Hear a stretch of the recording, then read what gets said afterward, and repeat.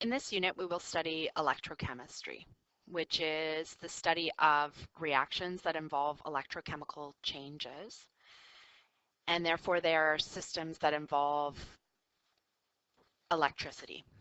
We're looking at spontaneous reactions that actually produce electricity, or non-spontaneous reactions that need electricity in order to occur.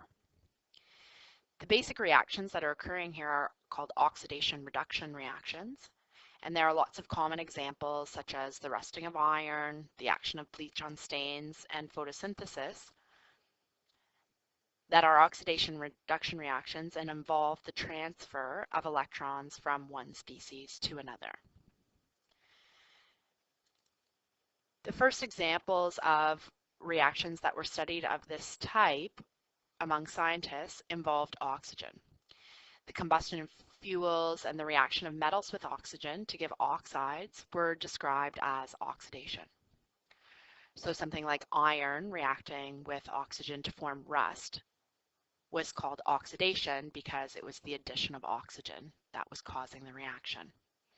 Removing oxygen from metal oxides to give their metals was described as reduction. So for example, if a metal ore was extracted from the ground and the pure metal was extracted from that, the metal ore was said to have been reduced to its elemental form. So this is where the terms oxidation and reduction come in.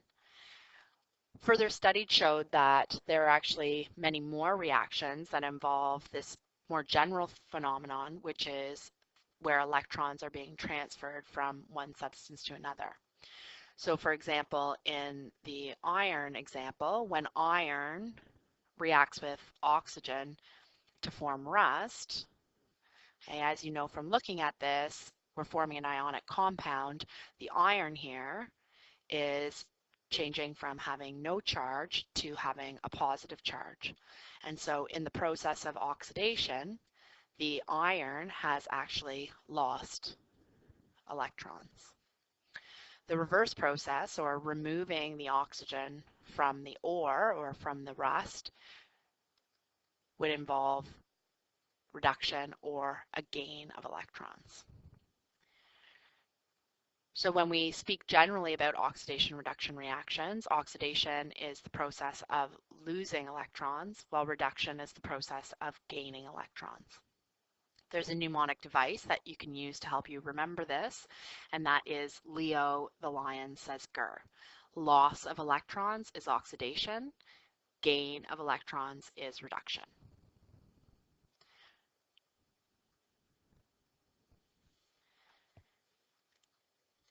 Now we have studied oxidation reactions at several points during our study of chemistry. So for example, when we look at single displacement reactions or lots of synthesis reactions, like the formation of an ionic compound, these often involve a loss and gain of electrons or a transfer of electrons. Now, one of the things when we're studying oxidation-reduction reactions that you're going to find that we do is that we split the reactions into what are called the half reactions. So we look at the oxidation and the reduction reactions separately from one another. So if we look at the case of sodium chloride being formed, so the reaction of sodium plus chlorine to form sodium chloride, we can look at the two half reactions that are occurring here. So in this case, the sodium is reacting to form sodium ions. So the sodium is forming sodium ions. In the process, it has lost an electron. So an electron is a product in this particular half reaction. In the case of chlorine, the chlorine is gaining electrons to form chlorine ions. So its reduction half reaction shows that it's gaining electrons, or the electrons are essentially a reactant in this process. So this reaction is the oxidation half reaction, and this reaction is the reduction half reaction. Now we can also refer to substances as either being the oxidizing agent or the reducing agent.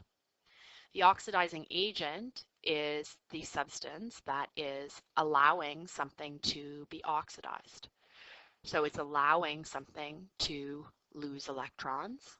So therefore, it is the substance that is reduced. By gaining electrons, an oxidizing agent allows a substance to be oxidized. So in this case, the chlorine is the oxidizing agent. The reducing agent is the opposite. It's the one that donates the electrons, and in this case, it is the sodium. Okay, this is another example here of a burning strip of magnesium. The magnesium atoms are losing electrons to become cations, and the oxygen molecules are gaining electrons in the formation of the oxide.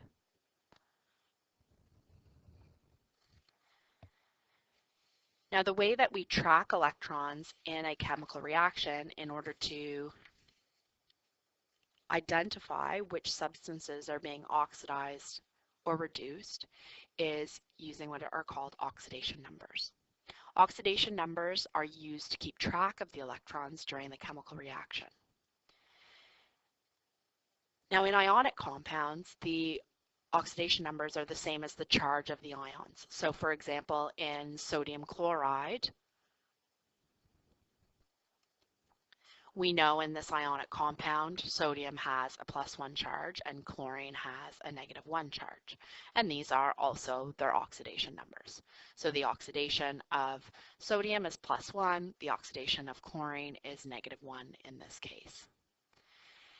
Now, it's less clear for molecular compounds, because if you have a molecular compound, so something like H2O, we know that these substances have not been formed by a transfer of electrons. So within a molecule of H2O, hydrogen and oxygen do not have a charge. So therefore, in order to keep track of electrons, we're not looking at charges, we're looking only at oxidation numbers. You can think of oxidation numbers as being the charge that the atoms would have if the substance were ionic. So if the electrons were transferred completely from one atom to the other in the formation of these compounds, these would be their charges. Now, in order to determine the oxidation numbers in the elements of a compound, what we need to do is use a set of rules. And we're going to follow these rules in order. Okay? And there are going to be some things that are different that you wouldn't necessarily expect. So we'll go through some examples so that you can see the different scenarios. Now, in your notes on page 2, there's a pretty extensive list, very detailed with exceptions and more descriptive set of rules for assigning oxidation numbers. Okay, I've got the simple version of those rules listed here, and we're going to apply these rules to a number of examples.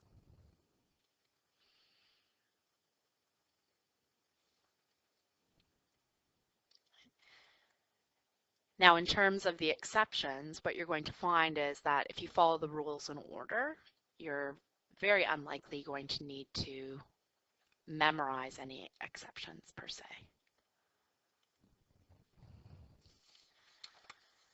All right, so first of all, the basic rule is that elements have an oxidation number of 0, which makes sense because there is no charge and there is no presumed ionic compound that would come out of that. So anytime you have an element, its oxidation number is 0. Now let's look at some examples here. We've got CO, so carbon monoxide. When we look through the rules, the first rule that applies is that oxygen has an oxidation number of -2. Okay? And this is as expected. For oxygen, it's always -2. And that's what you would expect in an ionic compound. If you thought about oxygen with its 6 valence electrons and gaining 2 electrons, it makes sense. Now for the carbon, okay, what you'll find if you look at the chart on page 3, you can see that carbon actually has more than one possible oxidation state. Okay, much like something like iron can be +2 or +3, carbon also has more than one oxidation state. So there's not a rule that we're going to use specific to carbon. What we're going to do is use the sum rule. So when you have oxidation states, they sum to the charge on the particular molecule or the ion. So in this case, carbon monoxide has no overall charge. So what that means is that the carbon must have an oxidation number of +2, okay, in carbon monoxide. Okay, if we look at carbon dioxide, okay, oxygen is -2. Okay. In order for the sum of the oxidation states in carbon dioxide to sum to 0, the carbon in this case needs to be +4, okay, because there's 2 oxygens, so that gives a total of -2.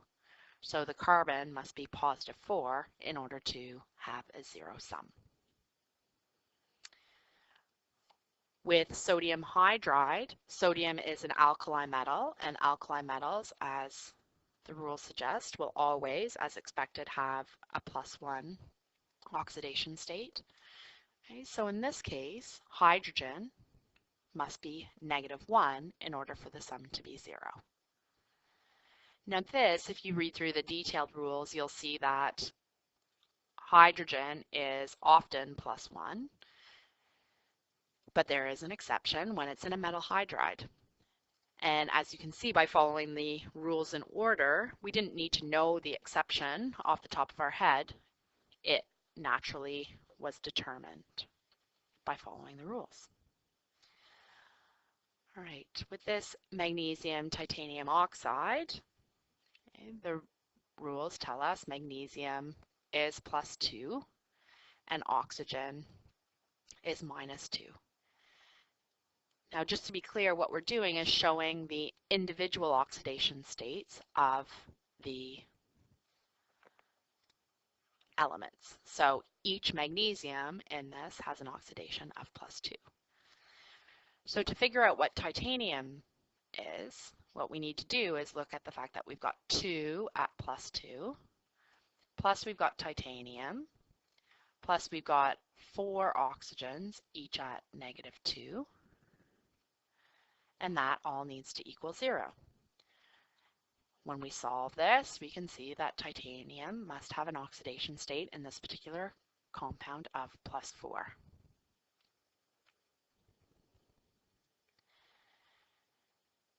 With this copper dichromate, the only element that is given is oxygen. So there are different techniques for helping us when we've basically got 2 unknowns. When we've got an ionic compound, so this is an ionic compound, we can actually break it up into its ions and we can simplify the process. So this breaks up into copper plus and Cr2O7 2-. Okay, so we can see the copper here has a +1. By breaking it up into its ions, we see that's the charge and the oxidation state of copper. Okay, then we can either solve using the whole molecule or we can solve using just this ion here. Oxygen is -2, so 2 chromenes plus -14, which is 2 times the oxygen, has got to equal -2, because in this case, the sum of the oxidation states needs to equal the sum of the charge. Okay. And when we solve this, we find that each chromium is therefore +6. Okay. Both chromiums together is +12. So each individual chromium is +6. Okay, in this case, you've got an alkali earth metal of magnesium with +2, and the nitrogen is -3. In this particular one, it's a straightforward ionic compound, so the charges on each of the elements are as predicted, their oxidation states. KClO3, potassium is +1, the oxygen is -2, and using the zero-sum rule, we get +5. Okay, in this particular one, the only one that's given is oxygen. So if I split it up into its ions, I can see that the chromium's oxidation state is +3.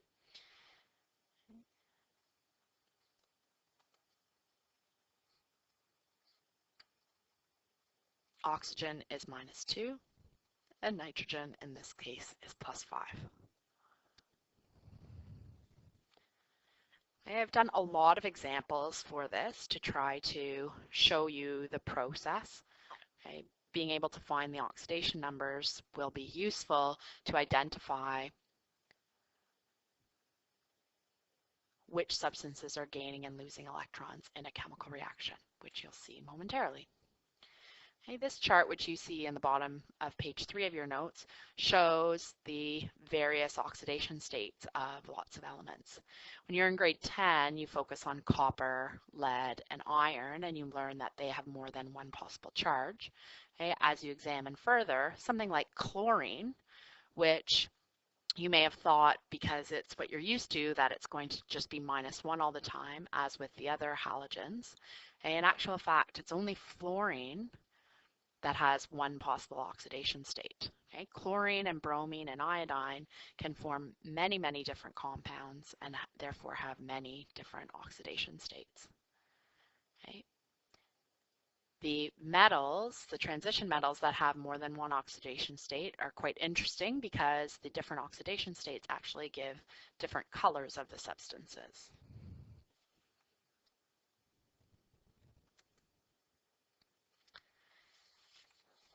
Okay, so let's put this to use. We want to use oxidation numbers in order to decide what's happening in a particular chemical reaction. We're going to identify what's been oxidized, reduced, and what the oxidizing and reducing agents are by monitoring the oxidation states. So what we'll do is we'll start by identifying what the oxidation states are of the elements in the chemical reaction. So in this case, the elements hydrogen and chlorine have 0. Then in the products, we've got +1 and -1. Okay, so as we can see here, the hydrogen has gone from 0 to +1, while the chlorine has gone from 0 to -1. So the hydrogen in this case has lost an electron, and the chlorine in this case has gained an electron. Okay, when something becomes more negative, it's caused by the gain of electrons. So with this information, we can identify the substance oxidized, okay, to be hydrogen. So the substance that has lost electrons has been oxidized. The substance that's been reduced is the chlorine. It's the one that has gained electrons.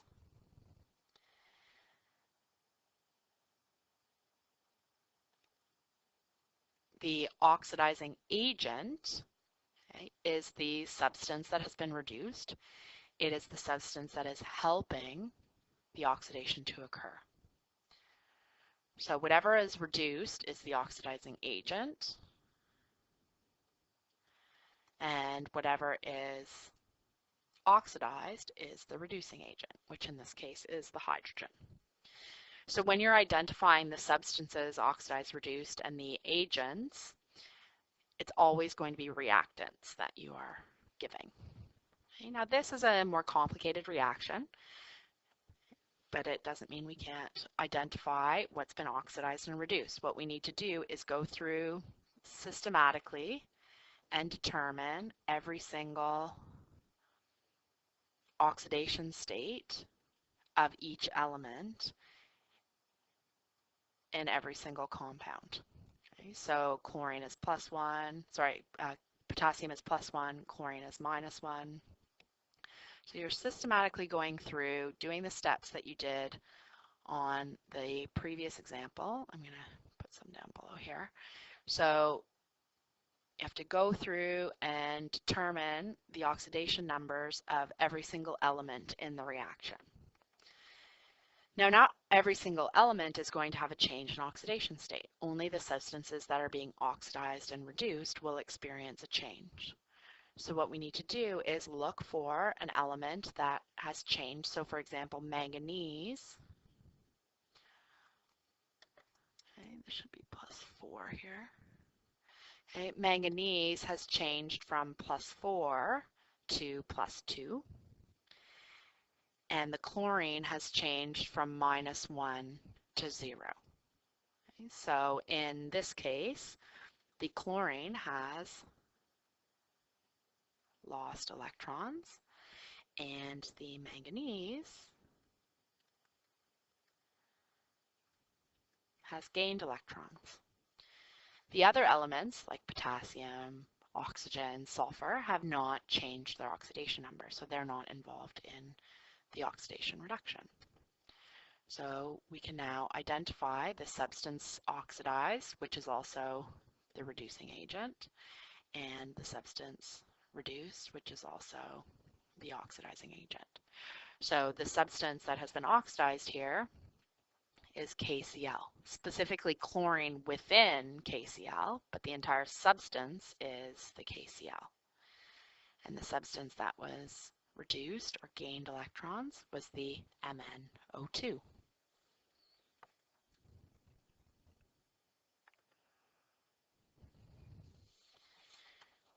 Okay, so that is one skill that's important in oxidation reactions, to be able to identify what's been oxidized and reduced. The next major skill in electrochemistry is balancing redox reactions. And because these reactions involve the transfer of electrons, the balancing of equations is a little bit more involved. And it's often also because when we're studying redox reactions, we're going to be using reactions without the spectator ions. So that makes it a little bit different for balancing the equations. At first glance here, this reaction of Fe3 plus Sn2 plus goes to Fe2 plus Sn4 plus. At first glance, it looks balanced. Okay? The atoms on both sides of the reaction are balanced, and that's our main concern with balancing reactions. But there's another thing to concern ourselves with, and that is balancing the charge. If you look at this reaction, on the left-hand side, the overall charge is +5, while on the right-hand side, the overall charge is +6. And what that means is that this reaction, although at first glance it looks balanced, it's actually not balanced. So what we need to do is balance the reaction by ensuring that the electrons that have been transferred in this reaction are in fact balanced. So this example is going to be used to show you the basic principles of balancing the electrons in an equation. I know that some of you would be able to study this a little bit and use your math skills in order to determine what the coefficients would need to be to give rise to a balanced equation, both with atoms and charges. Okay, but I'm going to show you the half reaction method for balancing reactions. So the first step is to divide the reactions into the two half reactions. So in this case, the iron 3 plus is changing to iron 2 plus, and the tin 2 plus is changing to tin 4 plus. So these are the two half reactions. Now these are unbalanced. Okay? The atoms are balanced, but we need to make sure that the charges of the half reactions are balanced, and we do that by adding electrons to the appropriate side. So in this first reaction, okay, the left side has a +3 charge and the right side has a +2 charge. So if we add 1 electron to the left-hand side of this reaction, it will now be balanced both in charge and atoms. In the second reaction, we need to add 2 electrons to the right-hand side in order to balance it. Now we can see why the original equation wasn't balanced in charge, as the first half reaction involves gaining 1 electron, while the second half reaction involves the loss of 2 electrons. And what we need to do is balance the transfer of the electrons. So the least common multiple of this is 2. So what we're going to do is we're going to multiply this first reaction by 2.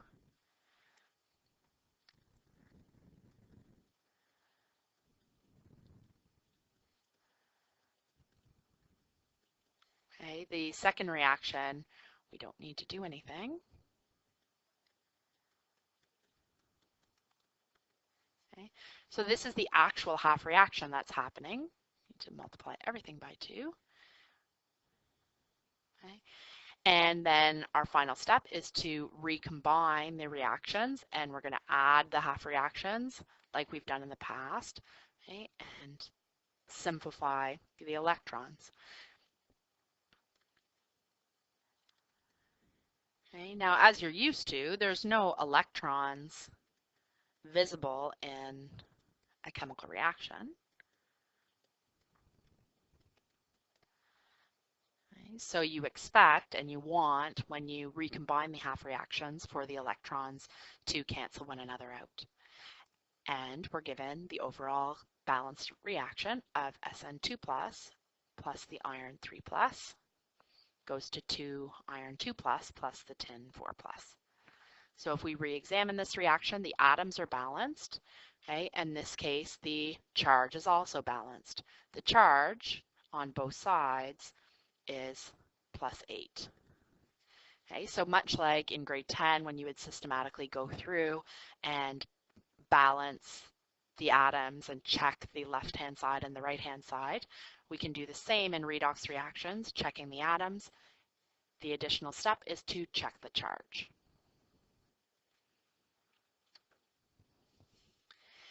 Now this was a simple reaction that didn't have any oxygen involved and didn't have an acid or a basic system. It was a basic single displacement type reaction, okay, where you've got two metals reacting with each other, and it's an activity series reaction.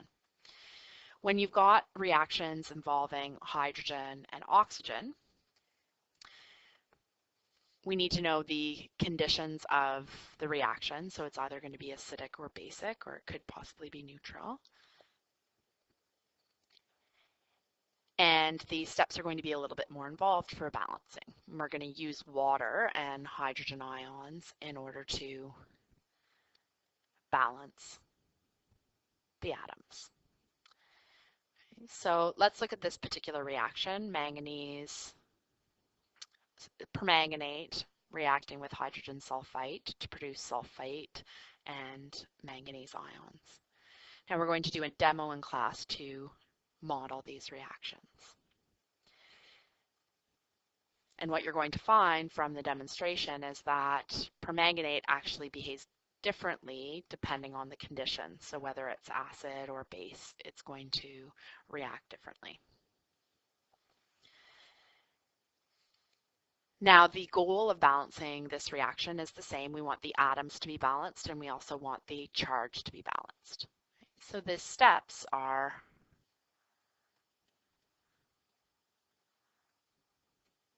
the same overall. Essentially what we're doing is we're going to break the reaction up into half reactions, balance the individual half reactions, ensuring that the electrons are balanced, and then recombine them. So in this case, the half reactions, we've got the permanganate converting to Mn2+, and you've got the hydrogen sulfate reacting to form SO4 2-.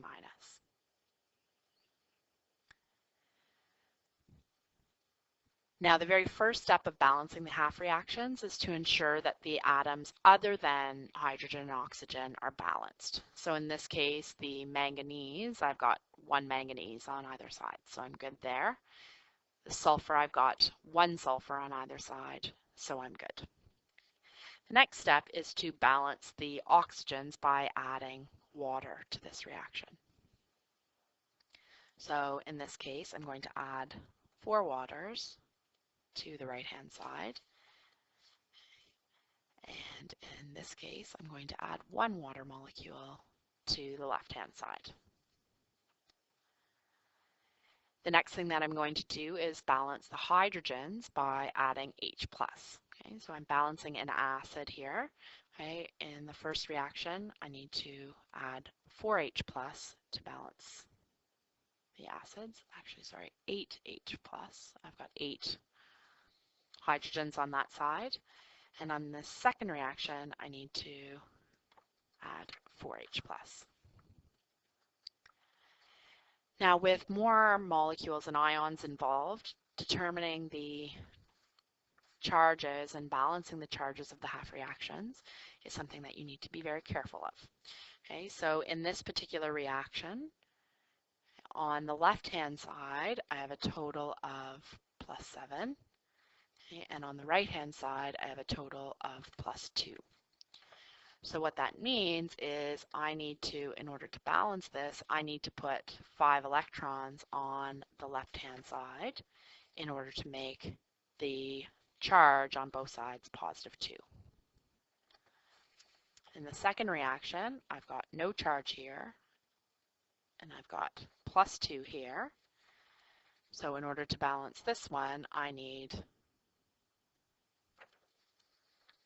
2 electrons to be added to the right-hand side. Now, as you're going, you'll be able to kind of monitor and check your work, because if you've got these two half reactions, one of them should be oxidation and one of them should be reduction. In this case, this first reaction is showing the gain of electrons, and the second reaction is showing the loss of electrons. So you shouldn't have the electrons on one side of the equation. Okay? You'll know that something has gone wrong in your balancing,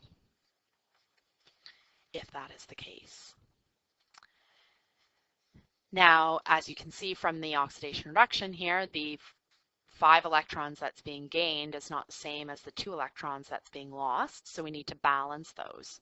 And so to do that, I need to multiply the first reaction by 2, and I need to multiply the second reaction by 5, because the lowest common multiple here is 10. Okay, and I'm going to write this out, being very careful to multiply every single ion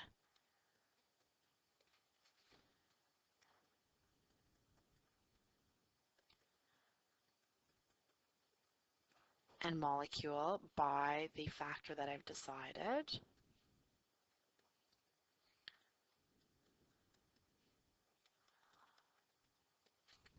Okay, so these are the two balanced half reactions, and now I'm ready to recombine them. So I've got the electrons will simplify, okay, the H2O will simplify, I'll have 3 on this side, the H+, I'll have 4 on this side.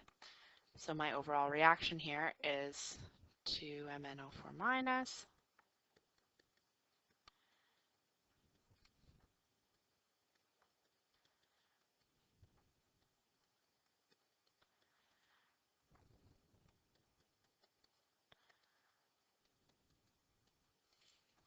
Okay. And when you look through here, the manganese, you've got 2 on either side. The sulfur, you've got 5 on either side. The hydrogen, you've got 10 on either side. The oxygen, you've got 23 on either side. Okay, and the charge is -2 on either side. Okay, so all of the atoms, okay, and the charge are balanced.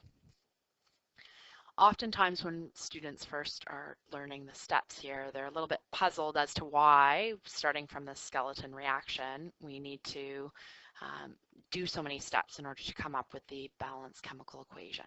Okay. A few little things here. When we know that the conditions are acid or base, that doesn't necessarily mean that we know which side the hydrogen or the water will potentially be on, or whether or not there are going to be any H+ or H2O molecules in the overall balanced equation. And The challenging part is to balance the electrons. So it would be difficult from this to know that the coefficients in front of the manganese were going to need to be 2, and in front of the sulfur compounds were going to need to be 5 without examining the half reactions. Okay, so hopefully you can appreciate that in the end, when you get good at this and when you're fast at it, this is a much easier approach to balancing equations than trying to determine what the coefficients will be otherwise.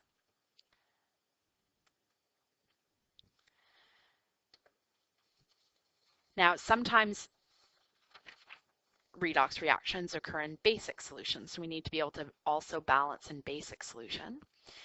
When we are balancing in acid, we would use the H plus and the H2O to help us to balance the hydrogen and oxygen atoms. In basic solution, the ion we have is hydroxide, and we still have water that we can use to balance the hydrogens and oxygens.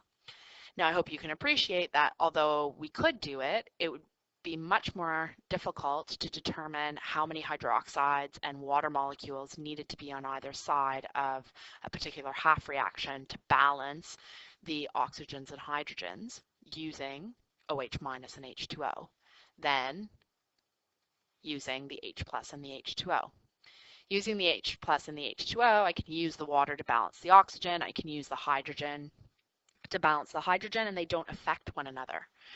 So what we're going to end up doing when we balance in base is actually following the same steps as we did before. We're going to balance completely in acid, and then we're going to use a little bit of chemistry to help us switch it to balancing in base. So for this particular reaction, what I'd encourage you to do is even pause the video right now and balance this in acid. So follow the same steps as you did before.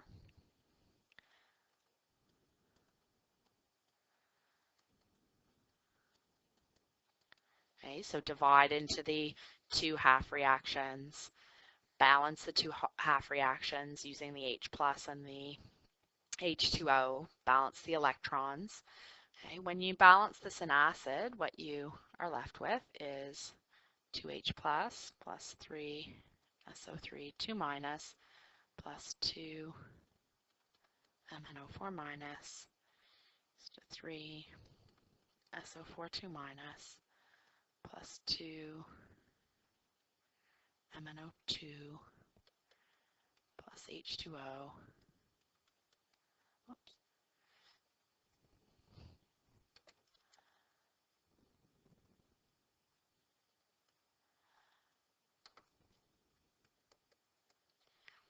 Okay. So if you balance this in acid, following the same steps as we did for the previous example, this would be the reaction. Now what we're going to do is we're going to convert this to being in base by using a little bit of chemistry. This has two H pluses on this side, and what we want to do is switch this from being an acid to base. So we're going to do that by getting rid of this H plus. I can get rid of this H plus by adding 2 OH minus, because as you know, H plus and OH minus is actually equal to water. Now if I add 2 OH minus to this reaction on the left-hand side, I'm going to throw it out of balance. But if I just do the same thing to the opposite side, so if I add 2 OH minus to the right-hand side as well, I really have not done anything in terms of balancing this reaction. The charge is still balanced, the atoms are still balanced, okay, when I add OH minus to both sides. Okay. Then what I'm going to do is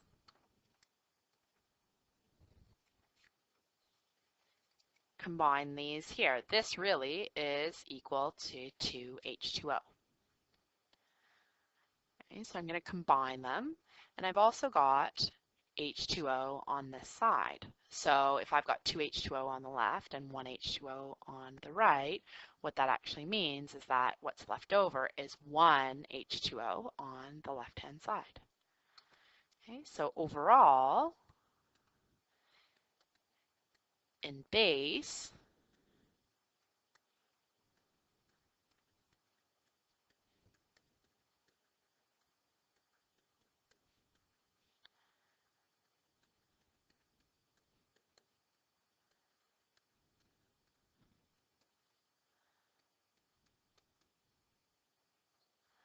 Okay, this is the balanced equation. You can see that now I've got hydroxide present, so it's in base. Okay, the H2O is on the other side, but it really doesn't matter what side the H2O is on or the OH minus is on. If we look through the balancing, we've got 3 sulfurs on either side, 2 manganese on either side, 2 hydrogens on either side, 18 oxygens on either side, and the charge on either side is -8. Okay, so the atoms and the charge are balanced in this reaction, and it's balanced in base.